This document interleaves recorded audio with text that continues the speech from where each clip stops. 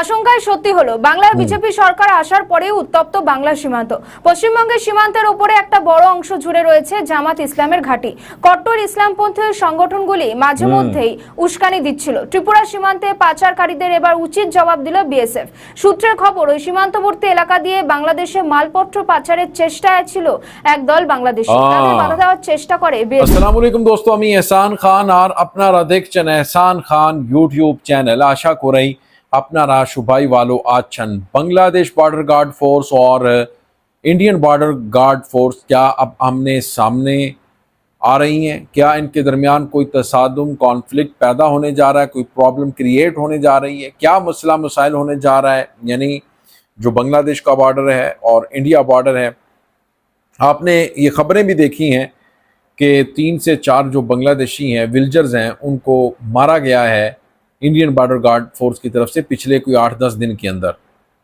लेकिन अब माहौल गर्म हो चुका है कि बांग्लादेश ने भी ऑर्डर दे दिया अपनी बीजीबी को, बांग्लादेश बॉर्डर गार्ड फोर्स को, कि भाई साहब आप भी चौकन्ना रहें, आप भी तैयार रहें, रेडी रहें। अगर वहाँ से कुछ होता है तो फिर आप भी कर दीजिएगा। यानी अगर वहाँ से बाड़ लगाने की, फेंसिंग लगाने की इलीगल कोशिश की जाती है हिंदुस्तान की तरफ से, क्योंकि दोस्तों हिंदुस्तान में वेस्ट बंगाल में आपको पता है कि शुवेंदु अधिकारी बीजेपी का एक नेता था, वो एंटी इंडिया बहुत ज़्यादा स्टेटमेंट देता था। मुझे लगता है इसी वजह से इस बंदे को वेस्ट बंगाल का सीएम बनाया गया है। अब वो सीएम होते ही उसने कहा कि 45 डेज़ के अंदर हम बाड़ लगाएंगे बांग्लादेश बॉर्डर के अंदर।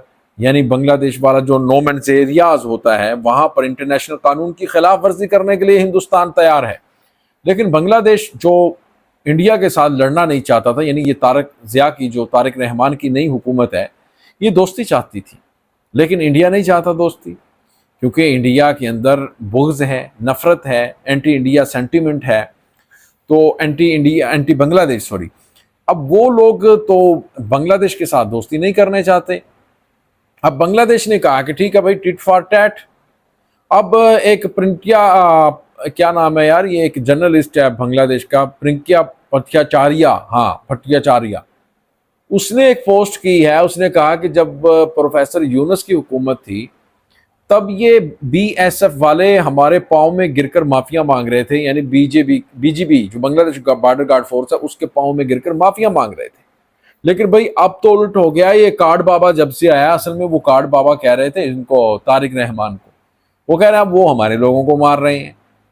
लेकिन अवाम के अंदर इस वक्त गुस्सा है, बांग्लादेशी अवाम के अंदर एहतजाज हो रहे हैं, आयरो स्ट्राइक देखने को मिल रही है कि यार ये जो वेस्ट बंगाल के अंदर मुसलमानों के साथ किया जा रहा है, ये अच्छा नहीं किया जा रहा। लेकिन इसके ऊपर एक दोस्तों वीडियो क्लिप है, वो देखेंगे हम पहले, फिर इसके ऊपर बात करेंगे। जुड़े रहिएगा आखिर तक, इस वीडियो को जरूर देखिएगा। 3, 2, 1 एंड क्यू। আশঙ্কায় সত্যি হলো, বাংলার বিজেপি সরকার আসার পরেই উত্তপ্ত বাংলা সীমান্ত। পশ্চিমবঙ্গের সীমান্তের উপরে একটা বড় অংশ জুড়ে রয়েছে জামাত ইসলামের ঘাঁটি। কট্টর ইসলামপন্থী সংগঠনগুলি মাঝে মধ্যেই উস্কানি দিচ্ছিল। ত্রিপুরা সীমান্তে পাচারকারীদের এবার উচিত জবাব দিল বিএসএফ। সূত্রের খবর, ওই সীমান্তবর্তী এলাকা দিয়ে বাংলাদেশে মালপত্র পাচারের চেষ্টায় ছিল একদল বাংলাদেশি। তাদের বাধা দেওয়ার চেষ্টা করে বিএসএফ। প্রথমে বিএসএফ পাচারকারীদের বারণ করে, কিন্তু তাতে কাজ হয়নি। তখন বাধ্য হয়ে গুলি চালায় বিএসএফ এর গুলিতে মৃত্যু হয় 2 অনুপ্রবেশকারীর। আমাদের নতুন পেজ সাবস্ক্রাইব করুন আরো বাংলাদেশের খবর পেতে। গত শুক্রবার ত্রিপুরা সিপাহী জলায় মৃত্যু হয় 2 জন বাংলাদেশির। বিএসএফ এর গুলিতে নিহতদের নাম নবীর হোসেন এবং মোহাম্মদ মুরসালিন। নিহত দুজনই তরুণ। সূত্রের খবর, ত্রিপুরার ওই সীমান্তে টহল দিচ্ছিল বিএসএফ। অভিযোগ, ভারত থেকে বাংলাদেশের ওপারে কিছু পাচারের চেষ্টা করছিল একদল পাচারকারী। বারবার বিএসএফ তাদের সতর্ক করে, কিন্তু তাতে কোনো লাভ হয়নি। উল্টে পাচারকারীরাই বিএসএফ কে ইট পাথর ছোড়ে। এরপরই আত্মরক্ষার জন্য পাল্টা গুলি ছোড়ে বিএসএফ। গুলিবিদ্ধ 2 বাংলাদেশিকে সরকারি হাসপাতালে নিয়ে যাওয়া হলে চিকিৎসকেরা মৃত বলে ঘোষণা করে। বাংলায় বিজেপি আসার আগে থেকেই তারা অনুপ্রবেশ ইস্যু নিয়ে সুর চড়াচ্ছিল। বিজেপি আশঙ্কায় ছিল যে অমূলক নয়, তা ফের প্রমাণ হলো ত্রিপুরা সীমান্তের এই ঘটনায়। এখানেই শেষ নয়, 2 পাচারকারী মৃত্যুর ঘটনায় উদ্বেগ প্রকাশ করেছে বাংলাদেশ প্রশাসন। প্রধানমন্ত্রী তারেক রহমানের রাজনৈতিক উপদেষ্টা রুহুল কবির রিজভী জানান, আমরা দুদেশের মধ্যে বন্ধুত্বপূর্ণ সম্পর্ক বজায় রাখতে চাই, কিন্তু সীমান্ত এলাকায় বারবার উত্তপ্ত হলে ভালো সুসম্পর্ক রাখা সম্ভব নয়। আরও বলা হয় যে শুক্রবার রাতেও ব্রাহ্মণবেড়িয়া সীমান্তে 2 জনকে গুলি করে হত্যা করা হয়। যদিও এর সত্যতা নিয়ে প্রশ্ন উঠেছে। বাংলাদেশি তরুণদের মধ্যে একটু একটু করে সন্ত্রাসের বীজ বুনছে জামাত ইসলামের মতো সংগঠনগুলি। তাদের ঠেলে দেওয়া হচ্ছে ভারত সীমান্তে অশান্তি আর গোলমাল পাকানোর জন্য। আর ফল হচ্ছে বিএসএফ এর গুলিতে বেঘরে মারা যাচ্ছে তরতাজা এইসব যুবকেরা। এই মগজ ধোলার কাজটা করছে বাংলাদেশ। ভারত বিরোধী মনোভাব তৈরি করে দেওয়া হচ্ছে। বাংলার রাজনীতির পালাবদলের পরে বাংলাদেশ তিস্তা চুক্তি নিয়ে চিন্তাভাবনা করছে। এ নিয়ে চীনের সঙ্গে আলোচনার টেবিলে বসেছিল ঢাকা। বাংলাদেশের বিদেশ মন্ত্রী খলিলুর রহমান বেজিংয়ে গিয়েছিলেন তিস্তা চুক্তি নিয়ে কথা বলতে। চীন যদি তিস্তা চুক্তি নিয়ে হস্তক্ষেপ করে তাহলে সেটা ভারতের পক্ষে উদ্বেগের বিষয় হবে। তখন বেজিং শিলিগুড়ি করিডোর বা চিকেন স্নেকে নজরদারি চালাতে পারে। ভারতের এই অঞ্চল ভূ রাজনৈতিক এবং বাণিজ্যের ক্ষেত্রে অত্যন্ত গুরুত্বপূর্ণ। এই এলাকায় অবৈধ প্রবেশ ও দাদাগিরি কোনোভাবেই বরদাস্ত করবে না কেন্দ্রের সরকার। তাই চীন তিস্তা চুক্তি নিয়ে বাংলাদেশকে সহায়তা করবে কিনা সেটাও দেখার। উঠে আসছে আরও কিছু তথ্য। সূত্রের খবর, বাংলাদেশের এক বিবৃতিতে জানানো হয়েছে, ভারত ও চীনের বোঝাপড়ায় নাক গলাবে না বাংলাদেশ। তার মানে বাংলাদেশ ভারত ও চীনকে নিয়ন্ত্রণ করার কথা ভাবছে। দিন দিন ভারতের বিরুদ্ধে ঝাঁজ বাড়াচ্ছে বাংলাদেশ। তারিকের সরকার কি গদিতে বসে এই উগ্রপন্থাকে প্রশ্রয় দিচ্ছেন? না হলে কি করে ওপারের ধর্মগুরুরা বলছেন কয়েক ঘন্টার মধ্যে আমরা ভারত দখল করব? এ তো বাংলাদেশ প্রশাসন। तो दोस्तों, आपने ये वीडियो देख ली है कैसे बांग्लादेश और जो इंडियन बॉर्डर गार्ड फोर्स है बीएसएफ बीजीबी, अब भाई साहब ये फुल तैयार हैं। अगर इंडिया ने पंगा लिया तो मुंह तोड़ जवाब दिया जाएगा।